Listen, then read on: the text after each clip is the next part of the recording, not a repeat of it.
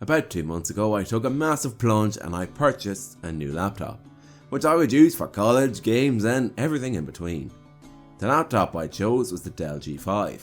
The spec of the Dell G5 I purchased has a 15.6 inch HD IPS display, a 1TB hard drive for storage with a 128GB SSD for booting, an Intel 9th Gen Core i7-9750H with a 12MB cache up to 4.5GHz, 16GB of RAM, a 6GB NVIDIA RTX 2060 graphics card, and a 60Wh 4-cell battery.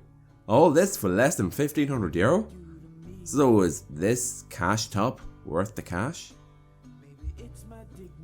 Let's start with how this thing looks. It's stylish, stealthy and very sleek. However, I thought this laptop was what I would refer to it as a thick boy. But on closer inspection I've changed my mind. The G5 is 23.7mm thin, which in comparison to my old Lenovo IdeaPad 310, it's no thicker even if the 310 is as thin as the G5 with its monitor open. I just think that the G5's general design makes the user and people around it think that it's even bigger than it actually is. Battery life is good too, as on a normal day where you're not working too hard, 3.5 hours on one charge is very likely. Now we have the display. Like I said earlier, it has a 15.6 inch display with the visual, full HD and IPS etc. But it produces about 300 nits, which is perfect, as it makes the screen very bright, which can be ideal in many situations. However, mine only produces 60Hz, which isn't a world-ending issue, but when you're paying the guts of 1,500, you expect it to be around 120Hz. But thankfully, Dell has released a 120Hz version, which I thought was the laptop I was getting, but Dell's incredibly flawed website said nothing about which laptop had which monitor. Now the keyboard. The keyboard on this laptop has a nice white backlight, which if you purchase your G5 with the US keyboard, you can get it with a 4-zone RGB backlight. But I might be wrong.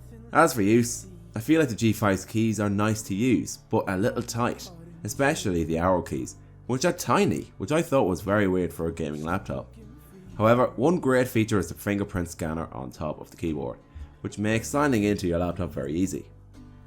Now in terms of ports, you have one HDMI 2.0 port, 3 super speed USB 3.1 slots, one SD card slot, one headphone mic port, and a Type-C port with Thunderbolt 3, or whatever you want to call it.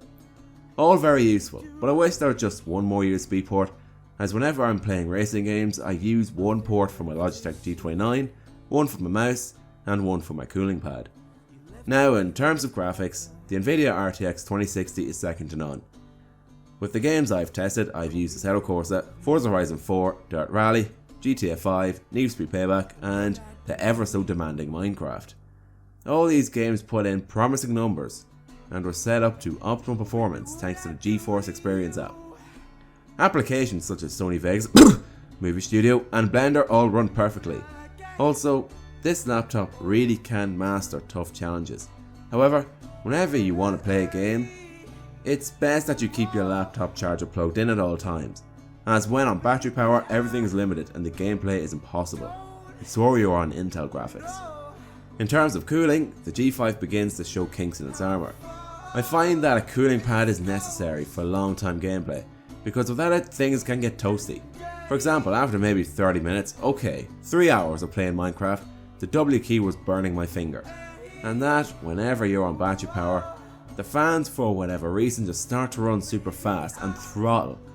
And it's all insult to injury when the fans are incredibly loud, which is weird, especially when you're just on Google Chrome doing some simple coding. Another flaw is the camera. Although I will never use it, it doesn't support Microsoft Hello, which is kind of ridiculous for a laptop at this price. Finally, the biggest flaw is sort of the price itself.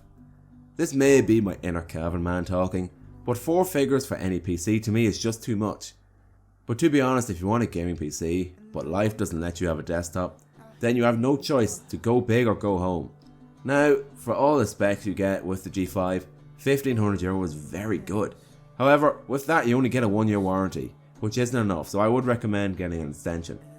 But that could set you back another €300 to €400 for another 2 to 3 years. So what's my verdict?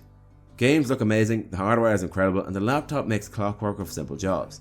However, the 60Hz screen, poor camera, jet fighter loud fans, and weird arrow keys on the keyboard prove that this laptop does have its flaws.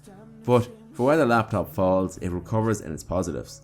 The laptop can do almost everything. Like play Minecraft, play Assetto Corsa, do your homework, write assignments, but it can't take clothes off the line, wash your car, and try to get you with a bird. This is why, as this one-off laptop reviewer, I have decided to give this laptop an 8.5 out of 10. Thanks for watching and do subscribe. My regular car videos will return soon. And with the releases of Grid and Need for Speed Heat approaching, maybe soon, I might make some videos on them if you ask nicely.